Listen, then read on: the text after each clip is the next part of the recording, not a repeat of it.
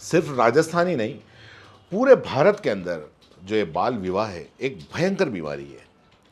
एक ऐसी बीमारी है जिसमें बच्चों को, खास करके लड़कियों को घसीट लिया जाता है, जिन्हें सपने देखने हैं, जिन्हें ऊंचे आसमानों में उड़ान भरनी है, अपनी किस्मत को चमकाना है।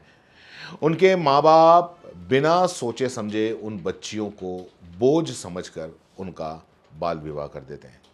छोटी सी उम्र में गोना हो जाता है और फिर उनकी ज़िंदगी बस एक घर की चार दीवारी में, उस घर की गृहस्थी संभालने में सिमट कर रह जाती है। लेकिन आज जो कहानी मैं आपको बताने जा रहा हूँ वो काफ़ी कमाल की है।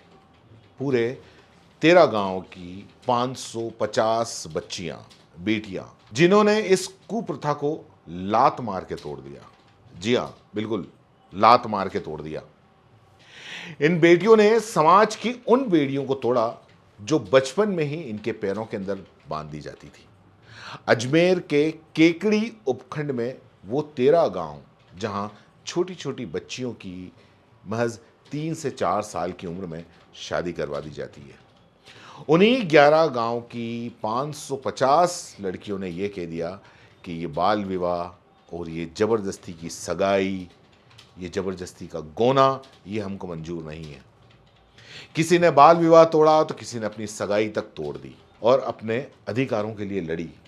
ये बेटियां लात मारकर, जी हाँ, लात मारकर मैं इसलिए कह रहा हूं क्योंकि एक अच्छा फुटबॉलर लात मारकर ही बना जाता है। इन्हीं बेटियों ने लात मारकर फुटबॉलर बन के दिखाया। इन गांवों में हर दूसरे घर के अंदर एक बेटी फुटबॉलर है। राजस्थान के अजमेर केकड़ी जिलों के 13 गांवों में हर दूसरे घर की बेटी फुटबॉल खेलती है। यहां 550 लड़कियां फुटबॉलर हैं। 245 बेटियां अपने बाल विवाह के खिलाफ खड़ी हुई हैं। कई ने खेलने के लिए सगाई तोड़ दी और कई जो बेटियां हैं उन्होंने 6 बेटियों ने डी लाइसेंस हासिल करके वो कोच बन गई। 15 लड़कियों ने नेशनल टूर्नामेंट खेल चुकी हैं और इस बदलाव की जो सूत्रधार हैं वो वहाँ की महिला जन अधिकारी जो समिति की जो डायरेक्टर है इंदिरा पंचोली, और जो समन्वयक है पद्मा, वो हैं। पंचोली ने ये बताया कि ये जो बाल विवाह है इसको रोकने के अभियान के तहत वो बंगाल गई थी।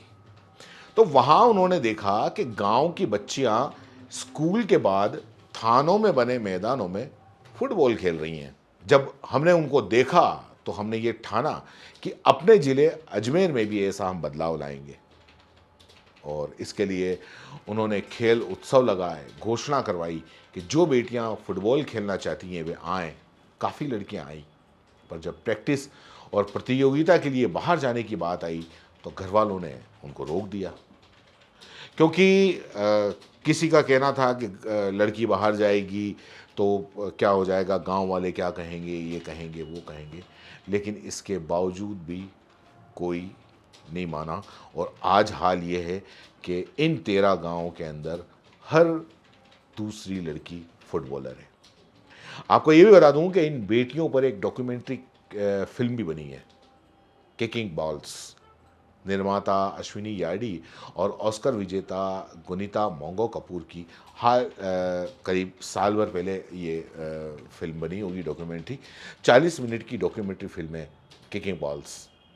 प्रसार भारती पर ये रिलीज भी हुई है और इसमें केकड़ी की बेटियों का संघर्ष दिखाया है। इसे न्यूयॉर्क फिल्म फेस्टिवल सहित 7 पुरस्कार और ऑफिशियल सिलेक्शन मिल चुके हैं। दरअसल इसमें जो बेटियों ने जो संघर्ष किया उसमें अपनों से ही लड़ना पड़ा। चचियावास गांव की सरकारी स्कूल में फुटबॉल उन्हें नहीं खेलने दिया गया। बेटियों ने खेत में प्रैक्टिस की और अब मेयो समेत कई बड़े स्कूल प्रैक्टिस के लिए अपने मैदान इन बेटियों को देते हैं। फुटबॉल केवल लड़कों का ही खेल है, ये इनको कहा जाता था बेटियों को, और इस विचार को तोड़ने के लिए इन बेटियों ने दिन रात मेहनत की और अब 13 गांव की बेटियों को देखकर लड़के भी फुटबॉल खेलने लगे। कई बेटियों की ज़िंदगी में ऐसा पल भी आया जब उन्हें बचपन की शादी के जो बंधन जो मिले थे, पति या फुटबॉल, इन दोनों में से किसी एक को चुनना था, मगर सभी ने पहले फुटबॉल चुना।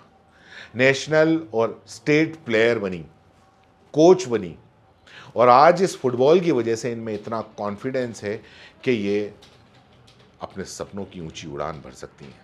और इसीलिए बाल विवाह को रोकना बहुत ज़रूरी है। और इस बाल विवाह को रोकने के लिए जो 13 गांव की इन 550 बेटियों ने जो किया, वो पूरे देश के अंदर ही नहीं, पूरी दुनिया के अंदर मिसाल है। इनके लिए क्या कहना चाहेंगे आप? नीचे कमेंट बॉक्स में ज़रूर लिखें। धन्यवाद।